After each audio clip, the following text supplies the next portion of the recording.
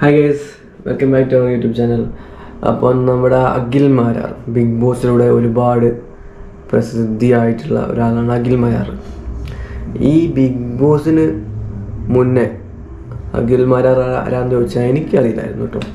ആരാന്ന് വെച്ച് കഴിഞ്ഞാൽ കുറേ പേർക്കൊക്കെ അറിയാമായിരുന്നു തോന്നുന്നു, പക്ഷേ എനിക്കൊന്നും അറിയില്ല. അതുപോലെ തന്നെ എന്നെപ്പോലുള്ള ഒരു 70% അല്ലെങ്കിൽ 80%-ഓളം പേർക്കും, അല്ലെങ്കിൽ 80% മുകളിലുള്ള ആൾക്കാർക്കും ഈ അഖിൽ മാരാർ എന്ന് പറഞ്ഞ ഒരാളെ ബിഗ് ബോസ് അറിയില്ലായിരുന്നു. അത് ആരാന്ന് പോലും അറിയില്ല. ഇയാൾ ഇതിന് മുൻപ് എന്താ ചെയ്തതെന്ന് പോലും നമുക്കറിയില്ല കേട്ടോ. ഇപ്പം എന്താണ് ഇയാൾ എന്താണെന്ന് എനിക്കറിയില്ല, ഞാൻ നോക്കിയിട്ടുമില്ല. പക്ഷെ ബിഗ് ബോസ് ഞാൻ കണ്ടിട്ടുണ്ടായിരുന്നു. അപ്പം അതിൽ അദ്ദേഹം ചെയ്തിട്ടുണ്ട്, നല്ല രീതിയിൽ ചെയ്തിട്ടുണ്ട്, നല്ല രീതിയിലുള്ള.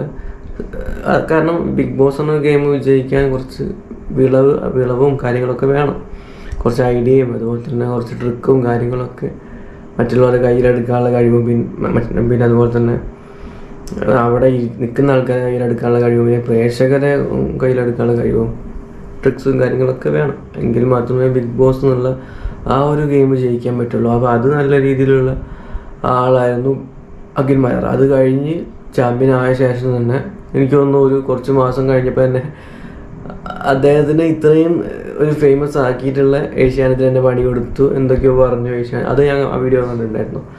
എന്തൊക്കെയൊക്കെയോ പറഞ്ഞിട്ടുണ്ടായിരുന്നു. അത് അങ്ങനെ ഒരാളാണ് അഖിൽ മാരാർ. അഖിൽ മാരാർ അങ്ങനെ ഒരു ഇതാണ്. അപ്പോൾ അങ്ങനെയുള്ള ഒരാൾക്ക് ഇപ്പം നമ്മുടെ ഇത് കഴിഞ്ഞു, നമ്മുടെ ഈ ഒരു യുദ്ധത്തിൻ്റെ ഈ ഒരു ഇന്ത്യ പാകിസ്ഥാൻ്റെ ആ ഒരു പ്രശ്നം വന്നപ്പം അഖിൽ മാരാർ അയാൾ ഇപ്പം പ്രശ്നത്തിൽ വെച്ചിരിക്കുന്നത് എന്താ വെച്ചാൽ ബലൂചിസ്ഥാനെ ഇന്ത്യ സപ്പോർട്ട് ചെയ്തു എന്നൊക്കെയാണ് അദ്ദേഹത്തിൻ്റെ ആ ഒരു യൂട്യൂബ് ചാനൽ അദ്ദേഹത്തിൻ്റെ ആ ചാനൽ പറഞ്ഞിട്ടുള്ളത്. അപ്പോൾ ആ വീഡിയോ ഞാൻ കണ്ടായിരുന്നു. അപ്പോൾ അതിലെന്താ ഇഷ്യൂ എന്ന് ചോദിച്ചു കഴിഞ്ഞാൽ ആ ഒരു പ്രസ്താവനയാണ് ഇഷ്യൂ. കാരണം ഇന്ത്യ ബലൂചിസ്ഥാനെ സപ്പോർട്ട് ചെയ്തതെന്നൊക്കെ അഖിൽ മാരാർ തറപ്പിച്ച് പറയുകയാണ്. അതും ശക്തമായ ഭാഷയിലാണ് പറയുന്നത്. അപ്പോൾ ഒരു ഡൗട്ട് കഴിഞ്ഞല്ല അയാൾ പറയുന്നത്. ശക്തമായ ഭാഷയിൽ ബലൂചിസ്ഥാനെ ഇന്ത്യ സപ്പോർട്ട് ചെയ്തതാണ് അഖിൽ മാരാർ പറയുന്നത്. ഇങ്ങനെ പറയുന്നുണ്ടെങ്കിൽ അഖിൽ മാരാർ ആദ്യം തന്നെ അത് തെളിവ് കൊടുക്കണമായിരുന്നു. ഇങ്ങനെ ഇന്ന ആള് ഇത് നമുക്ക് ഇയാൾക്ക് എന്താ ചെയ്തതുപോലെ തന്നെ ഈ ഒരു സോഴ്സിൽ നിന്നാണ് ഈ ഒരു വിവരം കിട്ടിയത്, അല്ലെങ്കിൽ ഇപ്പം ഇന്ത്യ ഈ ഒരു കൈമാറുന്നത് ഇയാൾ കണ്ണുകൊണ്ട് കണ്ടു, അങ്ങനെയൊക്കെ കാണണം. അതായത് അങ്ങനെ പറ്റില്ല. അഖിൽ മാരാറല്ല, നമ്മളാരും ഇതൊന്നും അറിയാൻ പോകുന്നില്ല. ഇന്ത്യൻ ആർമീൻ്റെ പ്രവർത്തനങ്ങളോ ഇന്ത്യൻ ഗവൺമെൻറ് പ്രവർത്തനങ്ങളോ നമ്മളൊന്നും അറിയാൻ പോകുന്നില്ല. പിന്നെ ഇയാൾ എവിടെ നിർത്തിയിട്ടാണ് ഈ ഒരു ബലൂചിസ്ഥാൻ ഇന്ത്യ സപ്പോർട്ട് ചെയ്തതെന്ന് എന്ത് അടിസ്ഥാനത്തിലാണ് പറയുന്നത്? അങ്ങനെ മറ്റുള്ളൊരു രാജ്യത്തെ സപ്പോർട്ട് ചെയ്യേണ്ട അവസ്ഥ ഇന്ത്യക്ക് ഉണ്ടായിട്ടില്ല. ഇന്ത്യക്ക് അതിന് ആവശ്യമില്ല. കാരണം നമുക്ക് തന്നെ ഒരുപാട് ചിലവുകളുണ്ട് ഇന്ത്യയിൽ.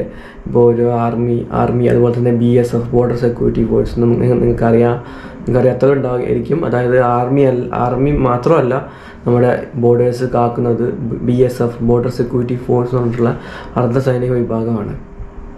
അപ്പോൾ അത് പകുതി പോലീസും പകുതി ആർമിയും ഒരു പാരാമിലിറ്ററി ഫോഴ്സാണ് എന്ന് പറയാം. അപ്പം BSF ആണ് അതിർത്തി കാക്കുന്നത്. അപ്പം ഈ BSF-ഉം അതുപോലെ തന്നെ CRPF-ഉം ഇവരൊക്കെ ഈ ഒരു രാജ്യത്തിൻ്റെ കൂടെ തന്നെ പ്രവർത്തിക്കുന്ന ആൾക്കാരാണ്, ആർമിയുടെ കൂടെ തന്നെ.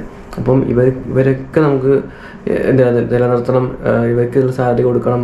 അതുപോലെ തന്നെ നമുക്ക് എന്താ പറയുക, ഈ ഒരു ആർമീൻ്റെ ഒരുപാട് ചിലവുകളുണ്ട്. സാധനങ്ങൾ വാങ്ങണം, റാഫേൽ വാങ്ങി നമ്മൾ കണ്ടു 60,000 കോടി ആയിട്ടുണ്ട്. ഇങ്ങനെ പല എമൗണ്ടും നമുക്ക് ആവശ്യമുണ്ട്.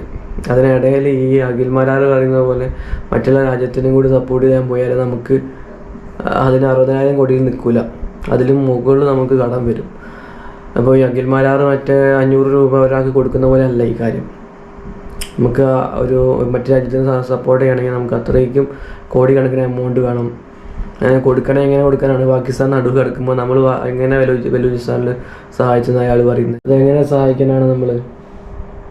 നമുക്ക് പാകിസ്ഥാൻ നടുവിൽ കിടക്കുകയാണ്. അപ്പോൾ നമ്മൾ എങ്ങനെയൊക്കെ സഹായിക്കാം ബലൂചിസ്ഥാനെ? അതൊന്നും നടക്കുന്ന കാര്യമല്ല. ഓക്കെ, അതിന് അതിർത്തി കാര്യങ്ങളൊക്കെ വേണം. അപ്പോൾ നമ്മുടെ പാകിസ്ഥാൻ്റെ അപ്പുറത്തുള്ള രാജ്യമാണ് ബലൂചിസ്ഥാൻ. അപ്പോൾ അതൊക്കെ ആലോചിച്ചും കണ്ടും പറയണം അഖിൽ മാരാർ. ഇങ്ങനെ തോന്നിയ പോലെ വായി തോന്നിയ കാര്യങ്ങൾ എല്ലായിടത്തും പറയരുത്. രാജ്യവിരുദ്ധമായുള്ള കാര്യങ്ങളും പറയാൻ നിൽക്കരുത്. നിങ്ങൾക്ക് ഒരുപാട് വിഷയങ്ങൾ മറ്റുള്ള വിഷയങ്ങൾ സംസാരിക്കാമല്ലോ. ഈ രാജ്യത്തിനെതിരെ സംസാരിക്കേണ്ട ഒരാവശ്യം ഉണ്ടായിരുന്നില്ല. ഓക്കെ, ബലൂചിസ്ഥാൻ നമ്മളങ്ങനെ നമ്മുടെ രാജ്യം വേറെ രാജ്യം സപ്പോർട്ട് ചെയ്തൊന്ന് നിങ്ങൾക്ക് തെളിവില്ലാതെ തോന്നിയതായതൊന്നും വിളിച്ചു പറയാൻ പറ്റില്ല. നിങ്ങളൊരു ഇന്ത്യൻ പൗരനാണ്, എല്ലാവരും ഇന്ത്യൻ പൗരന്മാരാണ്. അപ്പം അങ്ങനെ നമ്മുടെ ആഭ്യന്തരമായിട്ട് ബന്ധപ്പെട്ട അല്ലെങ്കിൽ പ്രതിരോധമായിട്ട് ബന്ധപ്പെട്ട കാര്യങ്ങൾ സംസാരിക്കാനുള്ള ആളല്ല നിങ്ങൾ. അപ്പോൾ അത് ചെയ്യാതിരിക്കുക. അപ്പോൾ അത് ചെയ്തിട്ടുണ്ടെങ്കിൽ അങ്ങനെയുള്ള മാപ്പ് പറയുകയാണെങ്കിൽ അങ്ങനെ മാപ്പ് പറഞ്ഞിട്ട് ഒഴിവായി കിട്ടുകയാണെങ്കിൽ അങ്ങനെ ആവട്ടെ, ഇനി ആവർത്തിക്കാതെ നിൽക്കുക. അപ്പോൾ ഇതാണ് പറയാനുള്ളത്. ഒരിക്കലും അങ്ങനെ ചെയ്യാതിരിക്കുക ആരും. കാരണം നമ്മുടെ കാര്യം നോക്കാൻ നമ്മുടെ ആർമിക്കറിയാം, ഗവൺമെൻറ്റിനറിയാം. അപ്പോൾ അത് അവർ നോക്കിക്കൊള്ളും. അതിൽ ബാക്കിയുള്ള ആൾക്കാർ തലമുകേണ്ട ആവശ്യമില്ല. നമ്മൾ നല്ല രീതിയിലുള്ള തിരിച്ചടി കൊടുത്തു കഴിഞ്ഞു. ഓപ്പറേഷൻ സിന്ദൂറിലൂടെ നമ്മൾ കൊടുത്തു കഴിഞ്ഞു. അതായത് ലോകം മൊത്തം കണ്ടതാണ്, എല്ലാ ന്യൂസ് ചാനലും കണ്ട കാര്യമാണ്. പാകിസ്ഥാൻകാർ പറയുന്നത് പോലെയല്ല അവർ ജയിച്ചതൊക്കെ പറയുന്നുണ്ട്, പക്ഷേ അതൊന്നുമല്ല. ലോക മീഡിയ എല്ലാം കണ്ടതാണ്. അതൊക്കെ ലോക മീഡിയ കണ്ടാൽ പാകിസ്ഥാൻ്റെ ഈ കാര്യങ്ങളൊക്കെ, പാകിസ്ഥാൻ അവകാശപ്പെട്ട കാര്യങ്ങളൊക്കെ ലോകം ഈ ഒരു വീഡിയോ കാണുകയാണെങ്കിൽ ഈ ന്യൂസ് ചാനൽസ് കാണുന്നവർക്ക് മനസ്സിലാവും. ഇന്ത്യയാണ് ജയിച്ചതെന്ന് അവർക്ക് ആർക്ക് കണ്ടാലും മനസ്സിലാവും.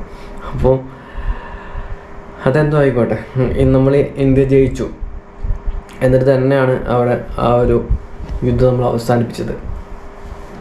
ഓക്കെ, അപ്പം അങ്ങനത്തെ കാര്യങ്ങളൊന്നും ഇടപെടാതൊക്കെ അഖിൽ മാരാർ, അതൊക്കെ നോക്കാൻ വേറെ ആൾക്കാരുണ്ട്. ആർമി, ഗവൺമെൻറ് ചീഫ് ഓഫീഷ്യൽസ് എല്ലാവരും ഉണ്ട്. ഓക്കെ, അപ്പം ഇതാണ് പറയാനുള്ളത് കേട്ടോ ഈ ഒരു കാര്യത്തിൽ. അപ്പം ഇങ്ങനെയൊക്കെയാണ് പോകുന്നത്. അപ്പം അഖിൽ മാരാർക്ക് അതിൽ മാപ്പ് കൊടുക്കാൻ പറ്റുമെങ്കിൽ മാപ്പ് കൊടുക്കുക. കാരണം ഇനി അയാൾ ആവർത്തിക്കില്ലെങ്കിൽ അറിയാതെ പറഞ്ഞു പോകണമെങ്കിൽ എന്താ അറിയില്ല. എന്നാലും ഇത് തെറ്റ് തന്നെയാണ്, എന്താണെന്നറിയില്ല. നമുക്ക് നോക്കാം എന്താ സംഭവിക്കാമെന്നൊക്കെ. എന്നാലും ഇങ്ങനത്തെ കാര്യങ്ങളൊന്നും ആരും ചെയ്യാതിരിക്കുക. അടിസ്ഥാനരഹിതമായിട്ട് ഇന്ത്യക്കെതിരൊന്നും ആരൊന്നും പറയാൻ നിൽക്കരുത്. നമ്മുടെ രാജ്യമാണ്, നമ്മുടെ രാജ്യം നമ്മൾ റെസ്പെക്റ്റ് ചെയ്യുക. ഓക്കെ, അപ്പം ഇതാണ് പറയാനുള്ള കേസ്. അപ്പോൾ എല്ലാവർക്കും നമ്മുടെ വീഡിയോ ഇഷ്ടമായിരുന്നു. ഇഷ്ടമെങ്കിൽ ലൈക്ക്, ഷെയർ ചെയ്യുക, സബ്സ്ക്രൈബ് ചെയ്യുക. Okay, by.